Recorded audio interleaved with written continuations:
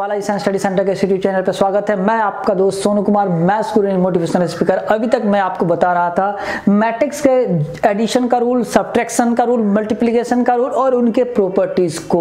अब मेरा काम में स्टार्ट हुआ है और अब मैं आपको बताने वाला हूँ एक से एक प्रॉब्लम और डिफरेंट टाइप्स के प्रॉब्लम, जिसके मदद से आप एक्सरसाइज में क्या करेंगे, क्वेश्चन को सॉल्व करेंगे। तो मैं एक एक करके सारे टाइप्स के प्रॉब्लम को डिस्कस करूंगा और उसी के हिसाब से आप क्या करेंगे, क्लास में जाके आप अपने घर में जाके, क्लास में तो भी जाना है नहीं क्योंकि घर पे रहने का मामला बना हुआ है, तो आपको क्या करना है, आपको पेन पेपर ले लेना है, साथ में बुक भी पलट लेना है और चैप्टर को खोल लेना है और सारे चैप्टर यानी कि आपका मैट्रिक्स के पहले चैप्टर से स्टार्ट करना शुरू करना है और एक एक करके बारी बारी से सारे चैप्टर को बनाते जाना है। चलिए लेट्स को हम लोग स्टार्ट करते हैं।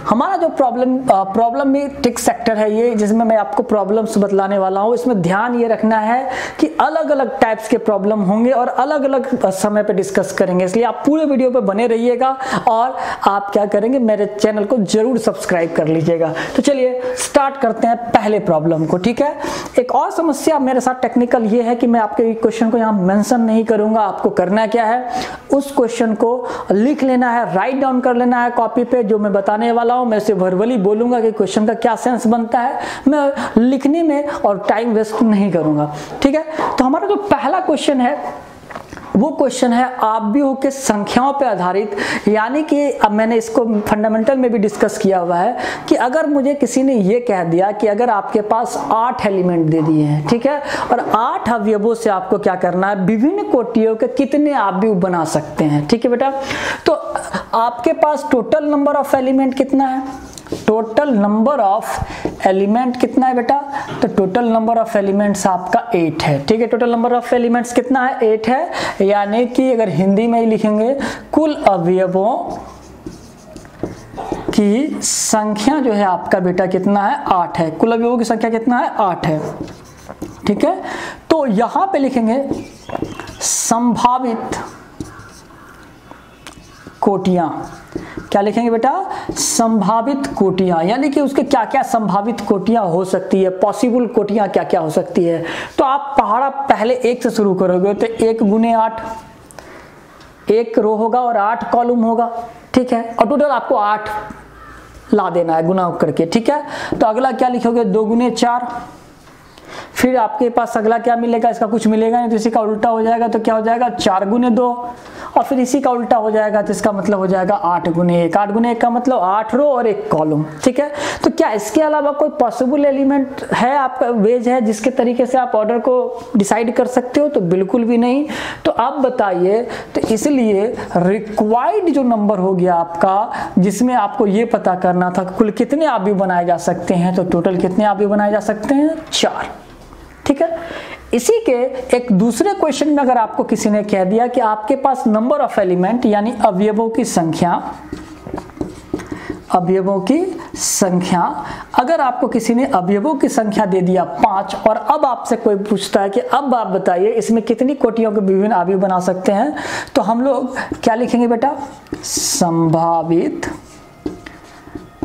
कोटियां। क्या है बेटा, संभावित कोटियां। तो क्या क्या संभावित कोटियां होगा बेटा बताओ, 1 गुने 5, 5 गुने 1, क्या इसके अलावा लगता है आपको कुछ होगा? 5 को और भी किसी फैक्टर में तोड़ सकते हो आप, बिल्कुल भी नहीं। तो अब बताइए जो आपका रिक्वायर्ड, आपका जो आवश्यक संख्या था वो कितने हो गए, 2, यानी कि 5 अवयवों वाले 2 ही अवयव बनाए जा सकते हैं विभिन्न कोटियों के। ठीक है, तो अब मेरे को लगता है कि सर आप किसी भी तरह का कोई दे देगा, 18 दे दे, 20 दे दे, 50 दे दे, मैं कुछ नहीं करना, अब इसको फैक्टर के रूप में तोड़ते जाऊंगा और सबको एक बार तोड़ के फिर उसको रिवर्स कर दूंगा, तो टोटल का टोटल आपका निकल के आ जाएगा। ठीक है, तो इस तरह का क्वेश्चन को हम लोग सॉल्व कर लेंगे। चलिए, हमारा जो अगला क्वेश्चन होगा वो इक्वलिटी ऑफ 2 मैट्रिसेस पे आधारित होगा, 2 अवयवों के समानता पे आधारित होगा। ठीक है बेटा, तो हमारा जो क्वेश्चन है वो कहता है x + y 2 1 x - y = 3 2 17 और आपको कहता है कि अगर ये आव्यूह इस दिए गए आव्यूह के बराबर है तो आपको x और y का मान निकालना है। ठीक है, ऐसा बहुत सारा क्वेश्चन आपकी किताब में है, अलग अलग तरह का समीकरण दिया है, a और b में भी दिया हुआ है। तो आपको करना क्या है, अगर a और b में है तो a और b वाले को इक्वेट करेंगे, अगर c और d में है तो c और d वाले को इक्वेट करेंगे, फिर समीकरण के रूप में लाके इसको सॉल्व करेंगे, उसके वैल्यू को निकालेंगे। तो चलिए अब अगर यहाँ पे देखा जाए तो इसका भी ऑर्डर 2 क्रॉस 2 है। ठीक है, 2 क्रॉस 2 है, ये हमारा सॉल्यूशन वाला पार्ट है गिवन। और आप देख रहे हो कि दोनों का ऑर्डर सेम है और दो आव्यूह आपस में तभी बराबर हो सकते हैं जब उनके ऑर्डर भी सेम हो और संगत जो एलिमेंट है, क्रॉसपॉन्डिंग एलिमेंट भी सेम होना चाहिए। यानी x प्लस वाई का मान 3 के बराबर होना चाहिए, 2 तो ऑलरेडी 2 के बराबर है, 1 भी ऑलरेडी 1 के बराबर है, तो इसका मतलब है x माइनस वाई का मान किसके बराबर होना चाहिए, 7 के बराबर होना चाहिए। तो यहाँ पे हम जो लिखेंगे फ्रॉम इक्वलिटी ऑफ 2 मैट्रिसेस, ठीक है, दो आव्यूहों के समानता से। तो दो आव्यूहों के समानता का जो हम लोग डिस्कस करेंगे, तो बताओ बेटा पहला क्या लिख देंगे, x plus y equals to 3 equation first. फिर हम लोग अगर इसको इसके साथ सॉल्व करेंगे तो क्या लिखेंगे, x minus y equal to 7 equation second.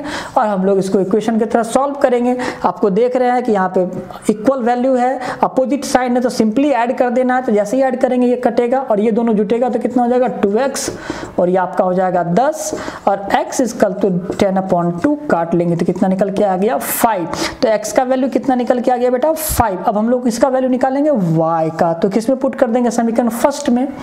तो नाउ फ्रॉम इक्वेशन फर्स्ट, ठीक है बेटा। अब इस x का वैल्यू इसमें डाल दो तो क्या लिखोगे बेटा, 5 प्लस वाई इक्वल्स टू 3। तो y equals to that implies क्या लिखेंगे 3 माइनस 5 यानी कि -2। तो हमारा जो x का वैल्यू आ गया वो आ गया 5 और y का वैल्यू जो आ गया वो कितना आ गया -2। ठीक है, कभी कभी किसी किसी क्वेश्चन में चारों में आपका वेरिएबल दिया रहेगा a b c d। तो ध्यान क्या रखना है कि अगर आपने पहले a और b वाले को इक्वेट किया है तो उसके जस्ट बगल में खोजिएगा कि किस टर्म में a और b है, उसी को इक्वेट करेंगे और पहले ही a b को सॉल्व करके निकाल लेंगे। ठीक है, और अगर दो वैल्यू निकल गया तब फिर हम लोग ध्यान देंगे c और d वाले टर्म में, फिर दोनों के c और d टर्म वाले को लाएंगे एक साथ और जैसे बच्चे की तरह समीकरण को सॉल्व करते थे समीकरण को सॉल्व करेंगे। यहाँ पे आपके पास ये एनसीईआरटी का क्वेश्चन है और बिहार बोर्ड ने इस क्वेश्चन को 2-3 बार पूछा हुआ है, तो आपको ध्यान रखना है इस क्वेश्चन को कैसे सॉल्व करना है। ठीक है, इसमें हमारे पास 3 वेरिएबल है x, y और z। आपको क्या करना है, तीनों का मान निकालना है। अगर आप इसके ऑर्डर को देखोगे तो ये आपका 3x1 ऑर्डर का है और ये भी आपका 3x1 ऑर्डर का है। आपके पास ये सिंगल एलिमेंट है, ये भी एक एलिमेंट है, एक ही एलिमेंट है और आपके पास 3 रो है और सिर्फ एक कॉलम है। तो इक्वलिटी ऑफ 2 मैट्रिसेस पे भी ये क्वेश्चन आधारित है और आपको पता है कि जब दोनों का ऑर्डर सेम है तो इसके क्रॉसपॉन्डिंग एलिमेंट भी सेम होंगे। ठीक है, तो हम लोग यहाँ पे वही बात लिखेंगे, फ्रॉम इक्वलिटी ऑफ 2 मैट्रिसेस। ठीक है, फ्रॉम इक्वलिटी ऑफ 2 मैट्रिसेस। ठीक है बेटा, तो अब इक्वलिटी ऑफ 2 मैट्रिसेस से जुड़ा हुआ क्वेश्चन है। तो अब यहाँ पे इक्वलिटी करेंगे, पहले को इक्वेट करेंगे पहले से। तो क्या लिखेंगे बेटा, x plus y plus z equal to 9 equation first, x plus z equals to 5 equation second और y plus z equal to 7 equation third. अब थोड़ा ध्यान से देखोगे इसको सॉल्व कैसे करना है। यहाँ पे देखो x z है, यहाँ y z है, वेरिएबल चेंज है। यहाँ पे 3 है, यहाँ पे 2 है। यहाँ पे आप इस तरह का हम लोगों ने इक्वेशन सॉल्व नहीं किया है। तो अब आपको यहाँ पे जो टेक्निकली ध्यान रखना है उसको अगर आप ध्यान में रखोगे तो बहुत आसानी से ये सॉल्व हो जाएगा।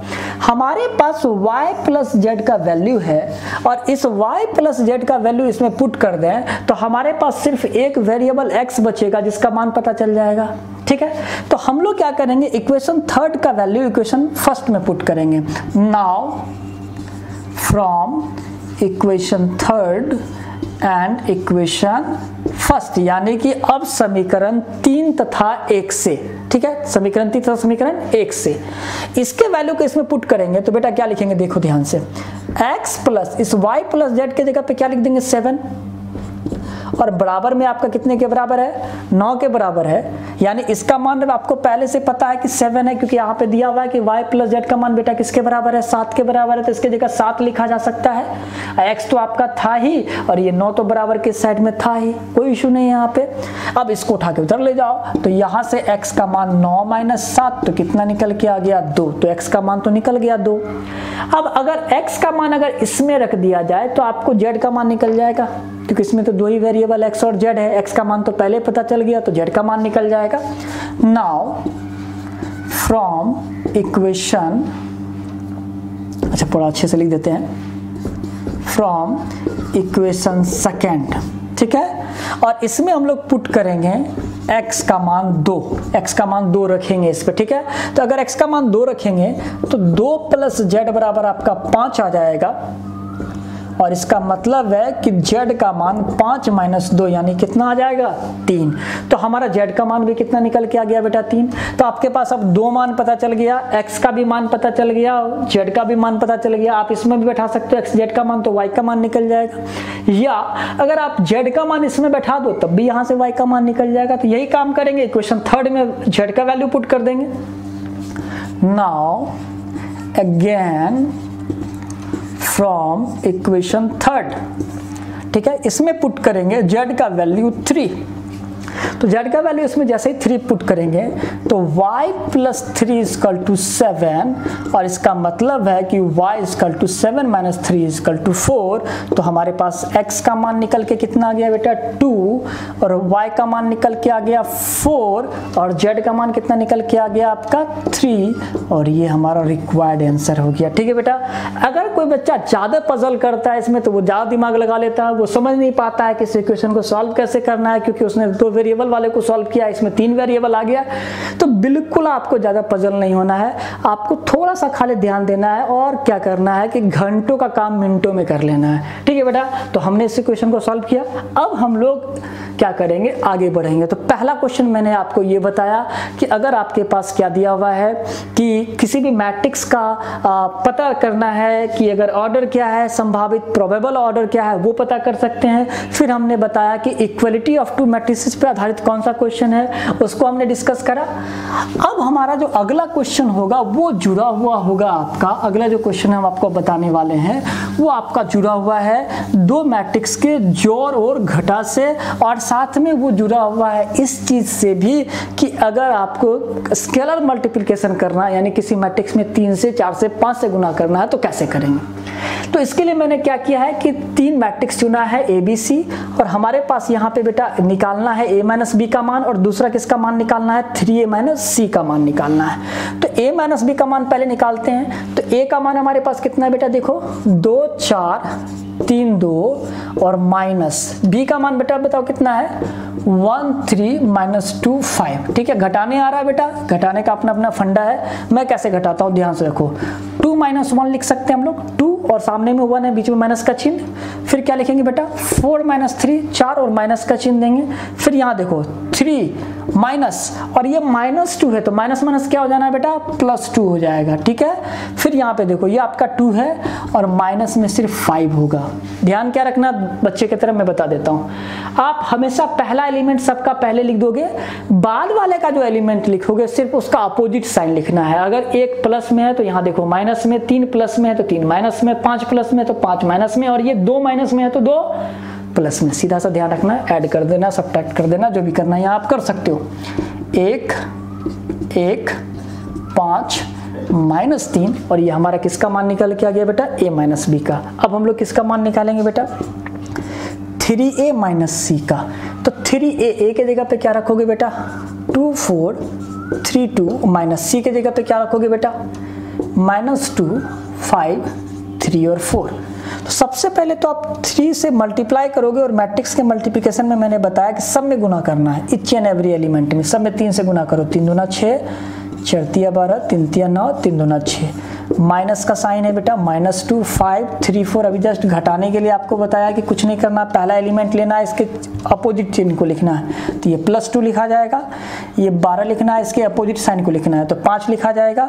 यहाँ 9 लिखना है, इसके अपोजिट साइन को लिखना है, 6 लिखना है, इसके अपोजिट साइन को लिखना है, और यहाँ पे घटा के लिख देना है। कितना आ जाएगा बेटा, घटा के बताओ। 8 7 6 2, और ये हमारा निकल के आ गया आंसर। ठीक है, तो अब मैं समझ सकता हूँ 2 मैट्रिक्स दे, 3 मैट्रिक्स दे, कितना भी मैट्रिक्स देगा हम लोग उसको इजीली जोड़ और घटाव कर सकते हैं। चलिए हम लोग आते हैं प्रॉब्लम नंबर 5 पे, और ये 5 नंबर जो प्रॉब्लम है बेटा, ये जुड़ा हुआ है आपका आव्यूह के संरचना के आधार पे। यानी आपको कहेगा कि एक आव्यूह बनाइए, एक आव्यूह की रचना करें, और वो आव्यूह की रचना के लिए आपको अलग अलग कोटि दे सकता है, अलग अलग ऑर्डर दे सकता है। तो हमारा जो ऑर्डर है वो फिलहाल मैंने चुना है 2x2।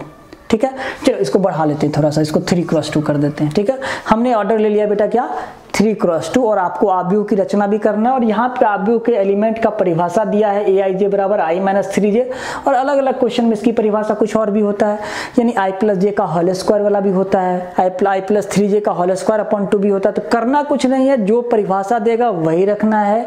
i के जगह पे पहला मान और j के जगह पे दूसरा मान रख के उसको कैलकुलेट कर देना, और जो वैल्यू निकल के आएगा वही उसका मान होगा। ठीक है, मैंने इसको पहले भी डिस्कस करा हुआ वीडियो में जब मैं इसको बता रहा था। सबसे पहले आपको रचना क्या है, सॉल्यूशन में आते हैं, गिवन। ठीक है, सबसे पहले आपको करना क्या है बेटा कि आपको मैट्रिक्स की रचना करना है। किस ऑर्डर की मैट्रिक्स की रचना करना है, 3x2 ऑर्डर का, यानी इसमें 3 रो और 2 कॉलम होंगे। तो दिमाग में आप 3 रो बना लो और दिमाग में इसको 2 कॉलम बना लो। ठीक है, बन गया, 3 रो बना दिया मैंने और 2 कॉलम बना दिया। ठीक है, अब इसके एलिमेंट को लिखेंगे। सबसे पहले तो 11 लिखेंगे, फिर उसके जस्ट बाद 12 लिखेंगे, बताया मैंने पहाड़ा। अब जैसे नीचे में आएंगे तब 21 से शुरू करेंगे। ठीक है, और जस्ट उसके 21 के बाद क्या आता है, 22। फिर नीचे आओ तो यहाँ 31 से शुरू करेंगे, और फिर यहाँ क्या लिखेंगे, 32। और भी होता था 33 34 35 करते जाते। ध्यान रखना है, नीचे आना है तो जैसे टेबल में बढ़ते जाते हैं, 11 के बाद 21 आता है, 21 के बाद 31 आएगा, और नीचे आते तो क्या लिखते, 41 लिखते, और नीचे होता तो 51 लिखते। ठीक है, और इधर एक एक बढ़ना है, इधर 10 बढ़ना है, और इधर इस साइड में बस एक एक बढ़ते जाना है। इस साइड नीचे जैसे ही बढ़ेंगे 11 से शुरू होगा, लेकिन 11 से नीचे आएंगे तो 10 बढ़ते जाएंगे, और उस साइड जाएंगे तो एक एक बढ़ते जाएंगे। बस सिंपल बात ध्यान में रखना है। अब हमारा जो डेफिनेशन पार्ट है, अल्सो ये भी दिया हुआ है। क्या दिया हुआ बेटा, aij का मान दिया हुआ है i - 3j, और आपको सारे मान को निकालना है, यानी इसका a11 a12 a21 a22 सब निकालना है। तो एक एक करके हम निकालेंगे। सबसे पहले जब a11 निकालेंगे बेटा, तो a11 का मतलब है i का मान भी 1 है और j का मान भी 1 है, और इसके हिसाब से यहाँ रख देना है। तो i का मान 1 यहाँ रखेंगे, और -3, और j का मान भी चूंकि 1 है तो 1। अब इसको कैलकुलेशन करिए तो 1 - 3 = -2। ठीक है, तो पहला मान a11 का कितना निकल के आ गया, -2। फिर बेटा किसका मान निकालेंगे, a12 का। तो i का मान देखो 1 है, और j का मान यहाँ 2 है, इसमें बैठाओ तो क्या बैठाओगे, 1 - 3 × 2, क्योंकि j का मान यहाँ 2 है। अब इसको कैलकुलेशन करो, 1 - 6 = -5। फिर अब इसका एलिमेंट क्या निकालेंगे हम लोग, a21। तो a21 निकालेंगे तो i का मान तो 2 हो गया, और j का मान तो 1 हो गया। तो अब इसमें जब बैठाओगे तो 2 - 3 × 1, यानी 2 - 3 = -1। फिर अब क्या निकालोगे बेटा, a22। तो i का मान भी 2 है, j का मान भी 2 है, इसमें बैठा दो। तो 2 - 3 × 2, i के जगह 2, j के जगह 2, तो 2 - 6 यानी कि -4। फिर आप निकालोगे a31। तो a31 निकालोगे तो a31 i का मान j हो गया, और सॉरी i का मान 3 हो गया और j का मान 1 हो गया, इसमें बैठा दो। तो 3 - 3 × 1 यानी कि 3 - 3 यानी कि 0। अब फिर आपको किसका मान निकालना है, a32 का।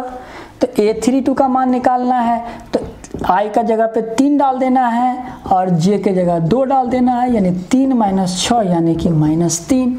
अब आप देखो कि आपने a11 भी निकाल दिया, a12 भी निकाल दिया, a21 भी निकाल दिया, a22 भी निकाल दिया, a31 भी निकाल दिया, a32 भी निकाल दिया। तो आपने सारे वैल्यू को निकाल दिया। तो अब जो आपका आंसर होगा मैट्रिक्स से लिख देना यहाँ पे जो एलिमेंट आया है सबका। तो ये इसका मान आया है -2 a11 का, a12 का मान कितना आया है, -5, a21 का मान कितना आया है, -1, A22 का मान कितना आया है -4, A31 का मान कितना आया है 0 और A32 का मान कितना आया है -3 और यही आपका आंसर हो गया। बात समझ में आ गया? क्या करना है, मैट्रिक्स को बना देना है, सारे एलिमेंट को निकाल के पुट कर देना। ठीक है, अब एक सिंपल और बेसिक टाइप का क्वेश्चन रहता है, एनसीईआरटी में भी है और केसी सिन्हा में भी है कि आपके पास एक मैट्रिक्स दे दिया और आप में से उसमें से कह रहा कुछ एलिमेंट निकालिए, इसकी कोटि बताइए और इसके अवयवों की संख्या बताइए। ठीक है, तो अब अगर एलिमेंट पहले हम लोग निकालते हैं इसका, तो एलिमेंट A11 का मतलब हुआ कि पहला रो और पहला कॉलम, तो पहला रो और पहला कॉलम, तो बताओ बेटा कौन सा एलिमेंट हो गया इसका A11? 4 के बराबर। A23 का मतलब दूसरा रो और तीसरा कॉलम, तो दूसरा रो आपका ये है और तीसरा कॉलम आपका ये है, कहाँ पे जाके कटा? 5 पे, तो इसका मान किसके बराबर हो गया? 5 के बराबर। A32 तो रो का मान 3 और कॉलम का मान 2, तो तीसरा रो आपका ये है और दूसरा कॉलम ये ऐसे मत करोगे, दिमाग में ये करोगे, तो इसका मान कितना निकल के आ गया? 9, तो इसका मतलब A32 का मान किसके बराबर हो गया? 9। मतलब रो और कॉलम को क्रॉस कर देना, या तो अगर आप ऐसे नहीं करना चाह रहे हो तो एड्रेस के रूप में लिख दो ना सामने में दिमाग में, A1 A11 A1 11 12 13 21 22 23 31 32 33, तो आपको क्या कह रहा है? A11 तो A11 यही हो गया, कह रहा A23 तो इसमें 21 22 23 होगा, तो A23 ये हो गया। फिर आपको कह रहा है A32, 32 का मतलब क्या? 31 32, तो इसका मान 9 हो गया। आप ऐसे भी पता कर सकते हो बहुत इजी वे में। अब आपको कहता है आव्यूह की कोटि, तो आव्यूह की कोटि का परिभाषा मैंने क्या बताया? पंक्तियों की संख्या क्रॉस स्तंभों की संख्या। तो इसमें कितने पंक्ति हैं बेटा? 3 और स्तंभ कितने हैं? 3, यानी कि 3 क्रॉस 3, यानी 3 रो और 3 कॉलम, तो इसका ऑर्डर जो हो गया बेटा क्या हो गया? 3 क्रॉस 3। अब कह रहा है अवयवों की संख्या, तो अवयवों की संख्या के बारे में हम लोग जानते हैं, पंक्तियों की संख्या और गुने स्तंभों की संख्या। तो अगर आप इसको सिंपली गुना करो तो 3 तिया 9, आप लोग अवयवों की संख्या भी ज्ञात कर सकते हैं। तो हमने अभी आपको बताया कुछ बेसिक कॉन्सेप्ट्स और बेसिक टाइप के क्वेश्चन को। मेरा अगला वीडियो जो होगा वो इससे आगे होगा। आपने मेरे पूरे वीडियो को देखा, इसके लिए बहुत बहुत धन्यवाद और इस तरह मेरे चैनल पर बने रहिए, सब्सक्राइब कीजिए, लाइक कीजिए और शेयर भी करें लोगों को, और कोई कीमती सुझाव हो तो